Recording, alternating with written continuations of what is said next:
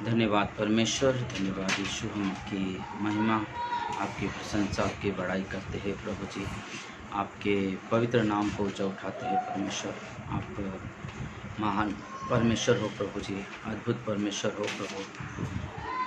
और हम सब प्रभु जी, हम ऐसे परमेश्वर के पास आते हैं जो सर्वज्ञानी, सर्व सामर्थी, सर्वव्यापी परमेश्वर और अद्भुत उद्धार करता, अद्भुत तारण करता और अद्भुत हर एक इंसान के जीवन में काम करने वाले परमेश्वर की महिमा करते हैं, बड़ाई करते हैं प्रभु जी।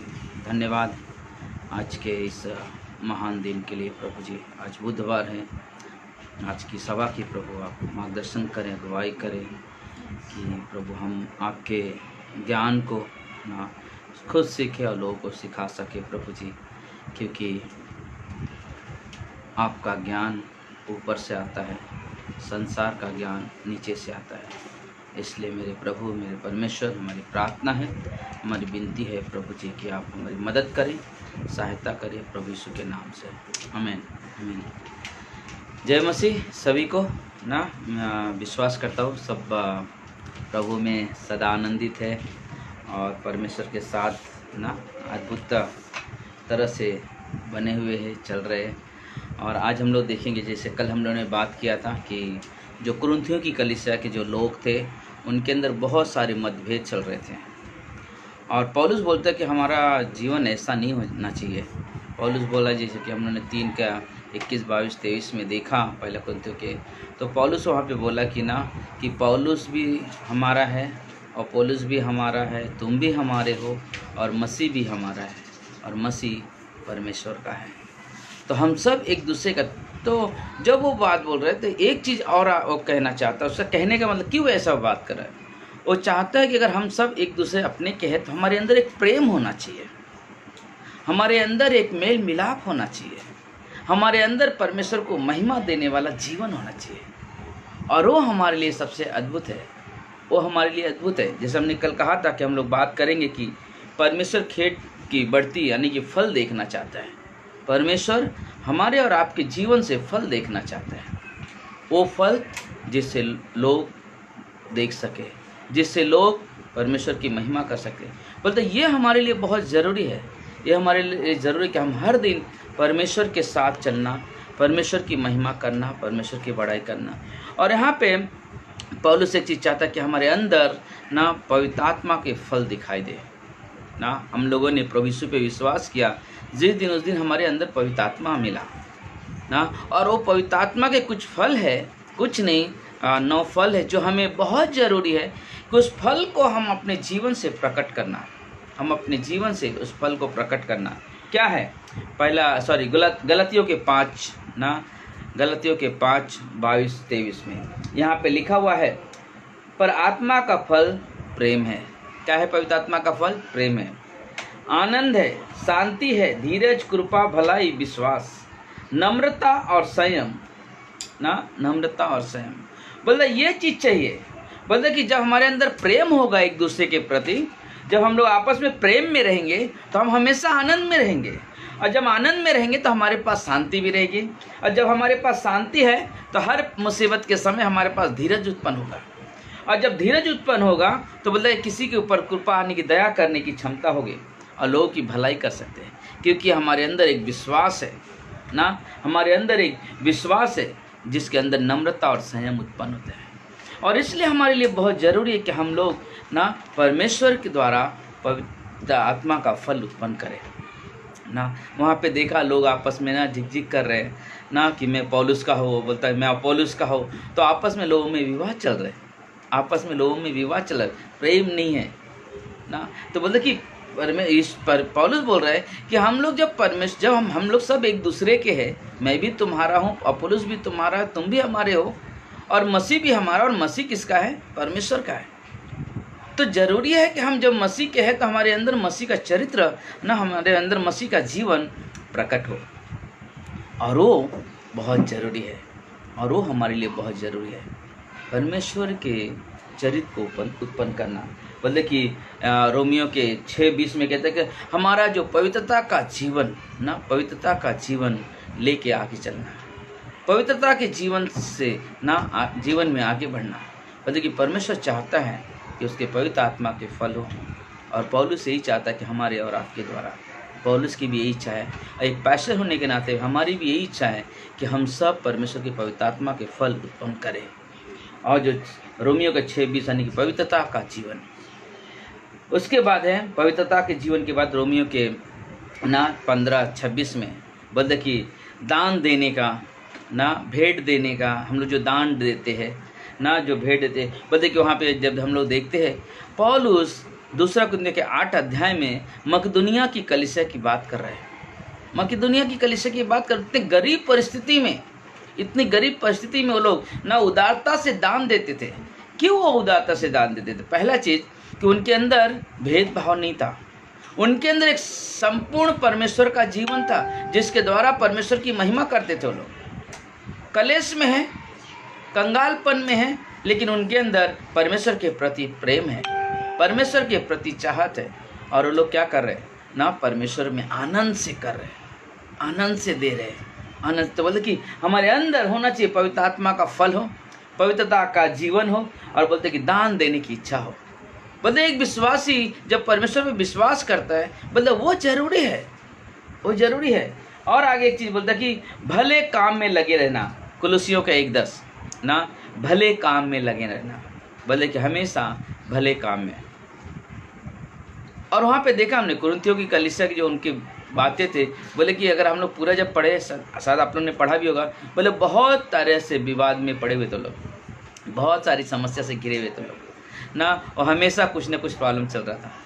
लेकिन यहाँ पे हम लोग देख रहे हैं, आप वही चीज़ बोला कि ना, कि तुम्हारे अंदर पवित्र आत्मा का फल दिखाई नहीं दे रहे हैं। और जो उसने पहला वचन में क्या बोला, मैं तुम्हारे पास आना चाहता हूँ, लेकिन मैं उस तरह से नहीं आना चाहता जैसे एक आत्मिक लोगों के पास आता हूँ, उनसे जिससे बात करूँ। मैं तुमसे बात करूँगा, लेकिन आत्मिक लोगों से जैसा बात करूँ ऐसा नहीं करूँगा, क्योंकि तुम एक दूध पीने वाले बच्चे हो ना, यानी कि अभी अभी तुम्हारा उद्धार हुआ है, अभी अभी तुमने उद्धार ग्रहण किया है, इसलिए तुम पवित्रता का जीवन नहीं जी पाते, इसलिए तुम्हारे अंदर प्रेम उत्पन्न नहीं होता एक दूसरे के प्रति, इसलिए तुम बोलते कि उदारता का जीवन नहीं जी पाते हो, इसलिए परमेश्वर को दान देने के लिए हम लोग सोचते हैं, क्योंकि तुमने सिर्फ आपस में ना लड़े भेड़ के बस एक दूसरे की कमियाँ देखा।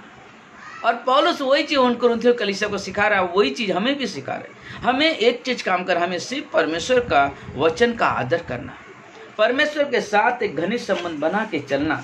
और वही चीज़ बोल रहा है ना कुलुसियों के 1:10 में, बोलता है कि भले काम में लगे रहना।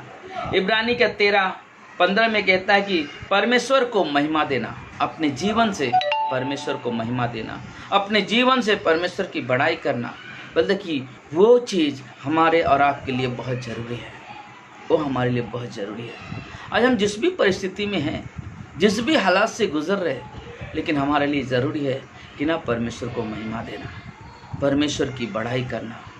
बोलते कि हम लोग आपस में विवाद करके ना, वो लोग ना आपस में विवाद कर रहे, आपस में लड़ रहे, झगड़ रहे कुरिन्थियों की कलीसिया। और वो चीज़ वहाँ देख के बोला कि तुम्हारे अंदर वो चीज़ नहीं होना चाहिए, तुम्हारे अंदर परमेश्वर की महिमा देने वाली बात होनी चाहिए। एक दूसरे से प्रेम करो, एक दूसरे के साथ ना कृपालु बनो, एक दूसरे के प्रति विश्वास रखो, एक दूसरे के प्रति। बोलते कि वो हमारे लिए बहुत ज़रूरी है, वो हमारे लिए बहुत ज़रूरी है, क्योंकि जब हम कृपालु बनते हैं, जब हम दयालु बनते हैं, हम परमेश्वर का आचरण उत्पन्न करते हैं, हम परमेश्वर के वचन के द्वारा एक दूसरे से बातचीत करते हैं। बोलते कि वो हमारे लिए बहुत ज़रूरी है, वो हमारे लिए बहुत ज़रूरी है ना। हमने कई बार कहा है, वापस कर बोलते अगर हमारा मन परमेश्वर पे नहीं इंसान पे ऊपर रहेगा, हम हमेशा निराश रहेंगे, हमेशा निराश रहेंगे। क्योंकि जिस दिन वो आदमी इंसान गिर जाएगा, बोला आप भी गिर जाओगे। अगर परमेश्वर पे भरोसा रखोगे, परमेश्वर पर भरोसा रख के हम चलेंगे तो, लेकिन परमेश्वर कभी गिरेगा नहीं, क्योंकि वो परमेश्वर है, हम इंसान हैं। इसलिए हम कलीसिया में सीखते हैं, पास्टर है हमारा अगुआ है, पास्टर हम सिखा रहा है, लेकिन पास्टर परमेश्वर नहीं है, पास्टर परमेश्वर नहीं, पास्टर एक ना परमेश्वर का सेवक है, जो काम उसे सौंपा गया वो कर रहे हैं। बोले लेकिन हमें ना हमें परमेश्वर के साथ एक घनिष्ठ संबंध बनाना, उसके साथ चलना। इसलिए रोमियो के 1:13 में लिखा है, मसीह में ना जीती हुई आत्माएं को, ना जो हम लोग मसीह में आत्माएं जीते, बल्कि उसको उस बारे में सोचो, उसकी बढ़ाई करो ना। आज मैंने एक आदमी को संदेश सुनाया, अरे मैं ऑफिस में जाता हूँ, लोग बात, लेकिन मैं उनको बोलता हूँ कि यीशु से बड़ा कोई परमेश्वर नहीं हो सकता है। वाह, आमीन। ये जीवन चाहिए परमेश्वर को, ये जीवन है। और यही परमेश्वर चाहता है कि हम सब परमेश्वर के साथ एक घनिष्ठ रिश्ता बनाएं, एक नज़दीकी रिश्ता बनाएं और परमेश्वर की महिमा, परमेश्वर की बढ़ाई करें। बल्कि ये हमारे लिए बहुत ज़रूरी है। यह आत्मिक उन्नति को ना प्रतिदिन बढ़ाता है। बोले अगर हम लोग ऐसा चलेंगे तो हर दिन हमारी आत्मिक उन्नति होगी, हर दिन हम परमेश्वर में बढ़ेंगे। क्योंकि ज़रूरी है कि जब हमने विश्वास किया है परमेश्वर पे, हम आपस में विवाद नहीं, आपस में भेदभाव नहीं, लेकिन हम आपस में एक रहे। हम जिस परमेश्वर के नाम से, जिस पिता के नाम से, जिस यीशु के नाम से, जिस पवित्र आत्मा का हमने बपतिस्मा लिया है, जो मैंने बपतिस्मा लिया वही आपने लिया, वही हर लेख ने लिया। जो आत्मा मेरे पास है वही आत्मा आपके पास है। तो हम फूट में क्यों जिए, हम विवादों में क्यों जिए? हम अगर जीना है तो हम परमेश्वर की महिमा में जिए और एक साथ मिलकर उसकी आराधना, उसकी बढ़ाई करें। हालेलुया। मतलब ये हमारे लिए, मतलब जब हम लोग ऐसे चलते हैं, जैसे हमने कहा कि पवित्र आत्मा का फल लाना अपने जीवन में, मतलब पवित्रता का जीवन जीना ना, दान देने में, उदारता से परमेश्वर के लिए भेंट देने में, मतलब कि भले कामों में। मतलब रियली बताता हूँ, जितने लोग परमेश्वर को ना एक खुले मन से दान देते हैं, बोलते सोचो ना, मकदूनिया की कलीसिया बहुत गरीब थी, बोलते कि उनको कभी किसी चीज़ की घटी नहीं है। और मैं विश्वास करता हूँ हम में से जितने भी लोग परमेश्वर को खुले मन से, हर्ष और आनंद से दशमांश देते हैं, बोलते उनके घर में कभी किसी चीज़ की कमी नहीं होगी। क्योंकि परमेश्वर हमारे मनों को देखता है, परमेश्वर हमारे चाल को देखता है, बोलते कि वो हमारे लिए बहुत ज़रूरी है। बोलते जब हम लोग ऐसे करते हैं तो बोलते कि हम क्या करते हैं ना, हम भले काम में भी लगे रहते हैं, परमेश्वर को महिमा देते हैं। और जीती हुई ना, जो परमेश्वर में जीतते हैं, जो लोग ये ना प्राण को जीते, उसमें हम परमेश्वर की महिमा। बोलते यह आत्मिक उन्नति के ना प्रति हर दिन बढ़ता जाता है। और ये जरूरी है, हमारी आत्मिक उन्नति है ये, जब हम ऐसे करते हैं हमारी आत्मिक उन्नति। यदि हमारी सेवकाई का फल असली है तो वह फल उत्पन्न करेगा परमेश्वर की महिमा के लिए। अगर रियली ये सच्चाई है, अगर हमने ना परमेश्वर की सेवकाई का असली फल अगर दिखाई देगा, समझ लेना ना कि परमेश्वर आपके जीवन को देख रहे हैं, हम और आप क्या करें। इसलिए ना यूहन्ना के 15 अध्याय में यीशु मसीह ने बहुत अद्भुत बात कहा। 1 से 8 पढ़ते, वहाँ पे लिखा हुआ सच्ची दाखलता मैं हूँ। वहाँ पे कहता है यीशु मसीह, सच्ची दाखलता मैं हूँ और मेरा पिता क्या है, किसान है। बहुत ध्यान से सुने, बहुत अद्भुत वचन है। बोले कि सच्ची दाखलता मैं हूँ और मेरा पिता किसान है। जो डाली मुझ में है और नहीं फलती, वह उसे क्या करता है, काट डालता है, और जो फलती है उसे छांटता है। बोलते काटने में छांटने में फर्क है ना, काटने में छांटने में फर्क है। बोलते काटने का मतलब अब वो किसी काम के लायक नहीं है, छांटने का मतलब इसके द्वारा और उत्पन्न होंगे ना, इसके द्वारा उत्पन्न होंगे। बोलते कि वो हमारे लिए बहुत ज़रूरी है। बोलते कि ना, मैं कई बार उदाहरण दिया हो, लेकिन हम लोग देखते हैं कि बोलते कि हम लोग जो गेहूँ का दाना जो खेत में इंसान बोता है, गेहूँ का दाना जो बोता है, मतलब उसमें उत्पन्न कहाँ से होता है? क्या डायरेक्ट पेड़ उग जाता है? नहीं, गेहूँ बोया जाता है और गेहूँ के द्वारा और अधिक गेहूँ उत्पन्न होते हैं। और जब काटता है तो कुछ गेहूँ रखा जाता है, किस लिए? वो बीज बोने के लिए, फल आता है। बोलते कि वैसे ही हमारा और आपका जीवन है ना, वैसे हमारा आपका जीवन। इसलिए कहता है कि ना, जो नहीं फलती उसे काट डालता है और जो फलती है उसे क्या करता है, छांटता है, ताकि वह फल लाए। तो तुम तो उन वचन के कारण जो मैंने तुमसे कहा है शुद्ध हो। तुम मुझ में बने रहो और मैं तुम्हें। जैसे डाली यदि दाखलता में बनी न रहे तो वह अपने आप से फल नहीं सकती, वैसे ही तुम भी यदि मुझ में बने न रहो तो फल नहीं सकते। रियली सच्चाई है। बोले अगर हम परमेश्वर में बने हैं, बोले को दिखाई देगा, आपका हमारा जीवन दिखाई देगा कि हम सचमुच परमेश्वर में जुड़े हुए हैं। क्या हम परमेश्वर के साथ चल रहे हैं? क्या हम परमेश्वर की महिमा कर रहे हैं? हम बाइबल कितना बार पढ़ते हैं? हम प्रार्थना कितना बार पढ़ रहे हैं? या हम ना टीवी में ही पूरा सुबह से लेकर शाम तक से टीवी में ही व्यस्त रहते हैं? बोले कि हमारा इसका ज़रूरत है हम बाइबल में समय बिताएं, परमेश्वर के साथ जुड़े रहे, प्रार्थना करें, प्रार्थना का जीवन जिए। बोलते कि वो हमारे लिए बहुत ज़रूरी है। और जब हम लोग ऐसा करते हैं, परमेश्वर देखता है और हमारे आपके जीवन को उपयोग भी करता है। और आगे लिखा हुआ है, मैं दाखलता हूँ, 5 में कहता है, तुम डालियाँ हो, जो मुझ में बना रहता है और मैं उसमें, वह बहुत फल लाता है, क्योंकि मुझसे अलग होकर तुम कुछ नहीं कर सकते। आमीन ना। बोलते कि जो डाली मुझ में बना वो बहुत फल लाता है। रियली सच्चाई है। कलीसिया जो काम कर रही है, कलीसिया के लोग जो काम कर रहे हैं, आज जो लोग परमेश्वर में बढ़ रहे हैं, बोलते कि परमेश्वर में जुड़े तब तो बढ़ रहे हैं। अगर परमेश्वर के साथ जुड़े हुए नहीं तो नहीं बढ़ सकते, क्योंकि हम उसके बगैर कुछ नहीं कर सकते। ज़रूरी हमारे लिए। 6 में कहता है, यदि कोई मुझ में बना न रहे तो वह डाली के समान फेंक दी जाती है, जो सूख जाता है, लोग उन्हें बटोर कर आग में झोंक देते हैं और वे जल जाती है ना। बोलते कि जो डाली मुझ में बना नहीं रहता है, बोलते उसे कहाँ डाला जाता है? आग में, जहाँ पे ना वो किसी काम के लायक भी नहीं रहता है। बोलते कि उस जगह पे 7 और 8 आखिरी, फिर हम लोग आगे बढ़े। यदि तुम मुझ में बने रहो और मेरा वचन तुम में बना रहे, तो जो चाहे मांगो तुम्हारे लिए हो जाएगा। ट्रूथ है, सच्चाई है। जब हम परमेश्वर में बने रहते हैं और हम उसमें बने हुए और वो हम में बना हुआ है, तो जो चाहिए मिलता है। और हमारा काम है कि हम परमेश्वर में विश्वास किया है, हम आप प्रेम में चले, हम उसके ना दया में बने रहे, एक दूसरे के साथ प्रेम करें, एक दूसरे के बारे में भलाई करें।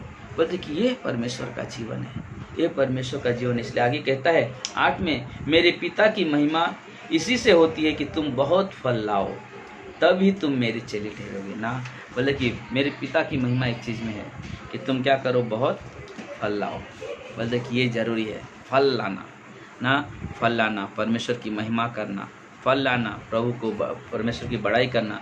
और इसलिए हमारे लिए बहुत ज़रूरी है कि हम परमेश्वर में फल लाते। बोलते कि जो सेवकाई में काम करते हैं, उन्हें हमेशा कलीसिया में लोगों का देखभाल करनी पड़ती है। जो लोग कलीसिया में सेवा करते हैं, कलीसिया में काम करते हैं, बोलते कि उनका काम है ना अपने लोगों का ध्यान रखना, ख्याल रखना। हाँ, ये बहुत मैं कई सारे पास्टर, कई सारे मिशनरियों को देखा हो। बोलते उनका जीवन ये नहीं कि ना हम मिशनरी है तो हमारा काम बस इंजॉय करना। इंजॉय करते हम परमेश्वर में इंजॉय करते हैं, लेकिन हमारे अंदर एक चीज़ होता है ना कि हम कलीसिया के लिए ना, कलीसिया के लोगों के लिए देखभाल करना, उनके दुख सुख में जाके खड़ा होना, उनका ध्यान रखना। बोलते कि ये है सेवकाई, उन्हें परमेश्वर में बढ़ने के लिए अगुवाई करना ना। बोले फल उगाने के लिए अच्छा है और कठिन परिश्रम की ज़रूरत भी है। सच्चाई है। बोले फल उगेगा, अच्छा है, उगेगा फल, लेकिन उस फल को उगने के लिए ज़रूरत है कि परिश्रम की ज़रूरत है, मेहनत की ज़रूरत है। और जब कोई किसान जब मेहनत करता है, उसे विश्वास है फल जरूर लगने वाले हैं, फल जरूर लगने वाले को परिश्रम पे अपने देख रहा है। और वही चीज़ें कलीसिया के लिए है। और पौलुस वही चीज़ कुरिन्थियों की कलीसिया से बात कर रहा है, बोल रहे कि ना तुम आपस में विवाद कर रहे हो, मैं उसका हूँ, मैं इसका हूँ, मैं उसका हूँ ना, आपस में लड़ भी, आपस में प्रेम नहीं है, आपस में एकता नहीं है। बोले कि मैं भी तुम्हारा हूँ, पौलुस बोलता पौलुस भी तुम्हारा है और पौलुस भी तुम्हारा, तुम भी हमारे हो, और मसीह भी हमारा है, और मसीह परमेश्वर का है। हमारे अंदर वो मसीह का गुण, प्रेम लेकर लोगों से प्रेम करना, प्रेम करना। बोलते कि हमने कई बार कहा है कि बोलते हम समझे घर में हम लोग 10 विश्वासी एक साथ बैठे हुए हैं, एक साथ बैठने से एकता नहीं होती है जब तक हम एक मन होकर ना इकट्ठा हो, एक हृदय से इकट्ठा ना हो, तो बोलते वो एकता नहीं होती है। बोलते साथ में बैठने से एकता नहीं होती है, एक मन की तैयारी एकता लेकर आती है। ये मन की तैयारी एकता लेकर बोले जो बहुत सारे ना जो सेवक सुस्त होते हैं मालूम है, जो काम करने, जो किसान अगर आलसी रहता है, बोलते कि जो आलसी रहता है, बोलते कि जैसे हम बोल सकते हैं कोई प्रभु का दास सेवक है और वो आलसी है, संडे स्कूल टीचर है, आलसी है, लेकिन आलसी किसान, उस किसान के सम्मान के बारे में ना सुलेमान ने बहुत अद्भुत 24 अध्याय में बोलता है नीति वचन के, जो इस तरह से एकदम आलसी ना, बोले कि वो क्या होता है उनके पास। बोले कि पहला चीज़ कि झगड़े उत्पन्न कहाँ से होते हैं, बोलते शैतान लेकर आता है। भेदभाव कौन उत्पन्न करता है, शैतान लेकर आता है। क्या आदम और हवा को जब परमेश्वर, क्या उनके अंदर, परमेश्वर और आदम हवा के अंदर डिस्टेंस था, क्या विरोध में जाते? नहीं, लेकिन शैतान आके उनको इस योग्य बनाया ना, शैतान आके उनको उस तरह से डाल दिया। वो क्या किया, उनके विरोध में चला गया। किसके? परमेश्वर के। यूनिटी में फूट लाना शैतान का काम है, हमारा काम नहीं। और यहाँ पे वही बोला कि ना, बोले शैतान काम है झगड़े करना, झूठ और पाप को ना बढ़ावा देना, और वही बोता है हमारे अंदर। और ये चीज़ों में क्या करता है, हमें व्यस्त रखना चाहता है कि ये लोग परमेश्वर के वचन में व्यस्त ना हो, परमेश्वर के सेवकाई में व्यस्त ना हो, परमेश्वर के प्रार्थना में की संगति में व्यस्त ना हो, लेकिन वो व्यस्त किस में हो, आपस में ना डिस्टेंस पैदा करने में, आपस में ना दूरी पैदा करने में। शैतान यही चाहता है। लेकिन जो सच्चा सचमुच परमेश्वर, जो लोग परमेश्वर पे निर्भर है, जो परमेश्वर के वचन का आदर करते, सम्मान करते, वो क्या करता मालूम, वो हमेशा ना बोलते कि जो परमेश्वर काम करता है वहाँ पे, जो परमेश्वर पे निर्भर है उसके अंदर परमेश्वर काम करता है।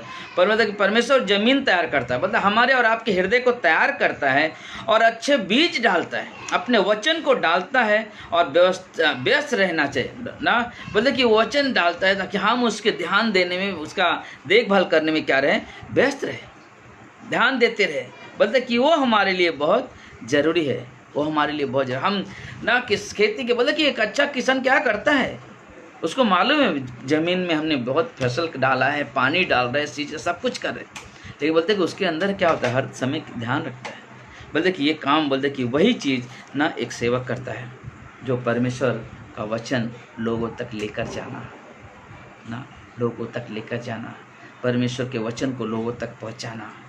बोलते कि ये है मिनिस्ट्री है, और ये है सेवकाई, और ये है विश्वासी कि ना हम विश्वासियों का काम नहीं है ना इन विवादों में पड़ना, ना एक दूसरे से नफरत करना, एक दूसरे को छोटा बड़ा देखना। नहीं, परमेश्वर एक चीज़ बोलता है, पौलुस वहाँ पे लिख बोल रहा है, बोलता है कि ना मैं तुम्हारे पास आना चाहता हूँ, लेकिन मैं तुम्हारे पास आत्मिक तरह से नहीं आने की, एक आत्मिक से कैसे बात करना, ऐसे नहीं बात करना चाहता हूँ। क्यों ये बातें कर रहा है?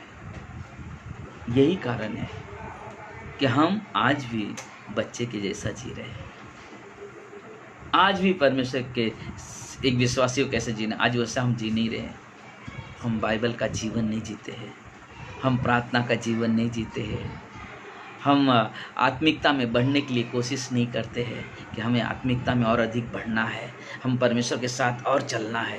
बोलते कि वो हमारे लिए बहुत ज़रूरी है, वो हमारे लिए बहुत, बोलते कि परमेश्वर के बगैर कुछ नहीं है। क्योंकि पौलुस मालूम है एक चीज़ और चाहता है, बोले कि हमारा जीवन ऐसा बने ताकि तुम पुरस्कार पाओ। पुरस्कार वो चाहता है कि हम पुरस्कार हमें मिले।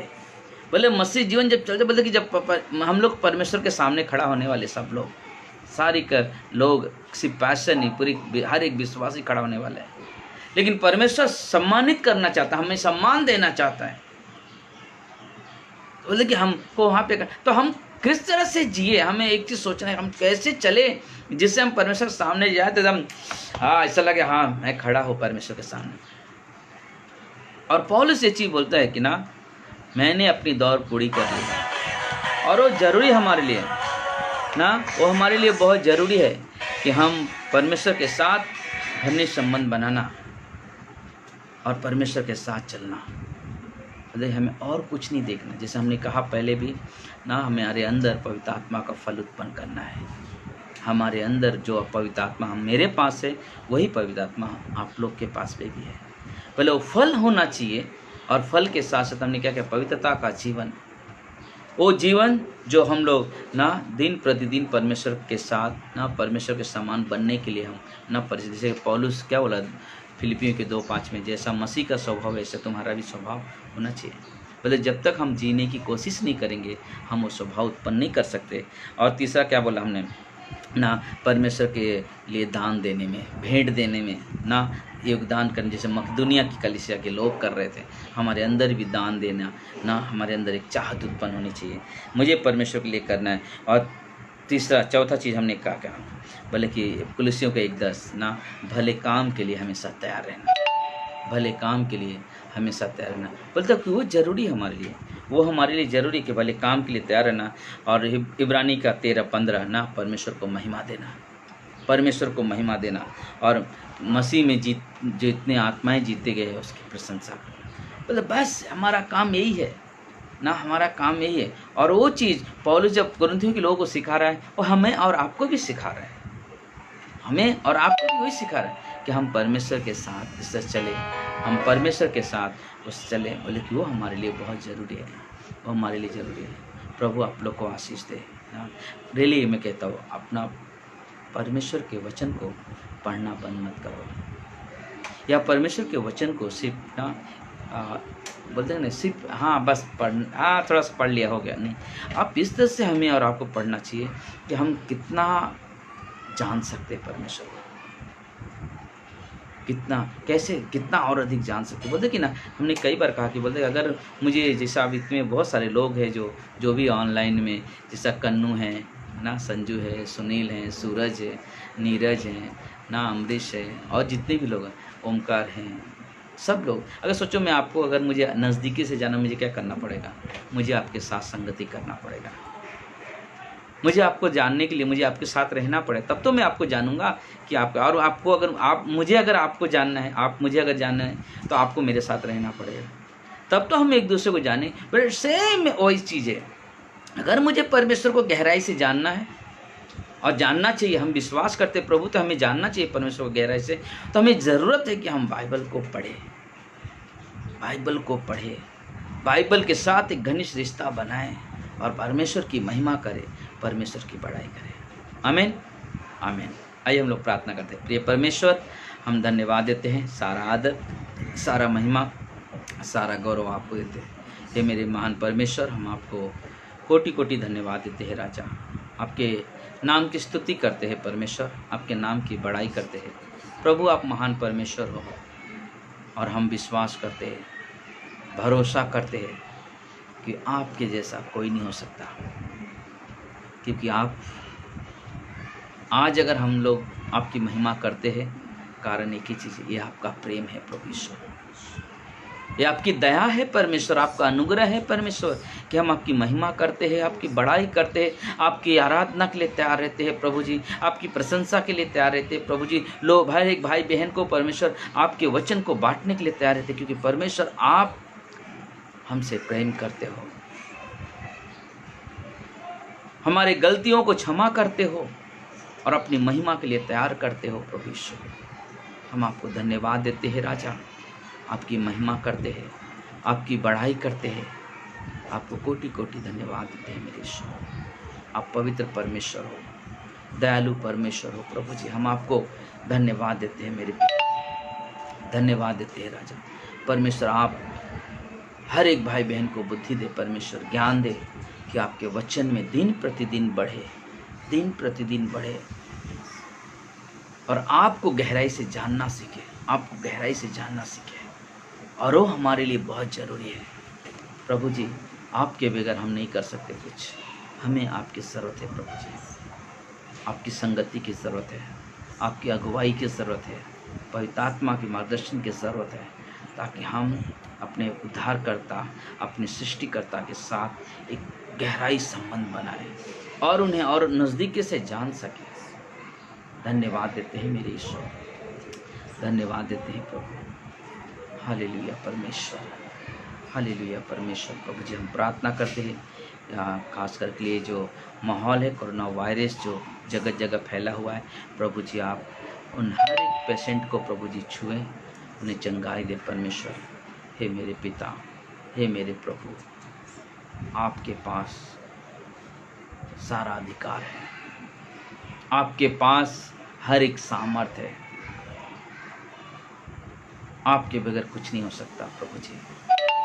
और प्रभु जी हमारी विनती है आपसे, हमारी प्रार्थना उन पेशेंट को छुएं परमेश्वर, उन्हें एक बार अवसर दे प्रभु आपके वचन को जानने के लिए प्रभु जी, और इस बीमारी को हटाए परमेश्वर, इस बीमारी को हटाए प्रभु जी।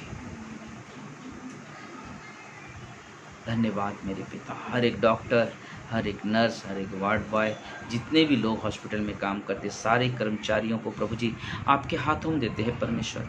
आप उन्हें संभालें प्रभु जी, सुरक्षित रखें प्रभु जी, हिम्मत हौसला दे परमेश्वर में कि जो इतना मेहनत करते हो लोग प्रभु जी, आपकी दया हो उनके ऊपर, आपका अनुग्रह हो उनके ऊपर प्रभु जी। इससे हमारी विनती है, हमारी प्रार्थना है प्रभु आपसे। साथ ही साथ प्रभु जी हमारे देश के प्रधानमंत्री, हमारे मुख्यमंत्री, उन्हें भी प्रभु तेरे हाथों में देते हैं प्रभु जी।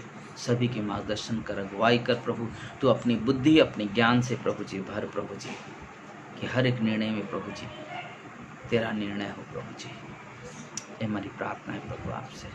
धन्यवाद मेरे पिता, धन्यवाद मेरे ईश्वर, तेरी महिमा करते हैं, तेरी बड़ाई करते हैं प्रभु जी।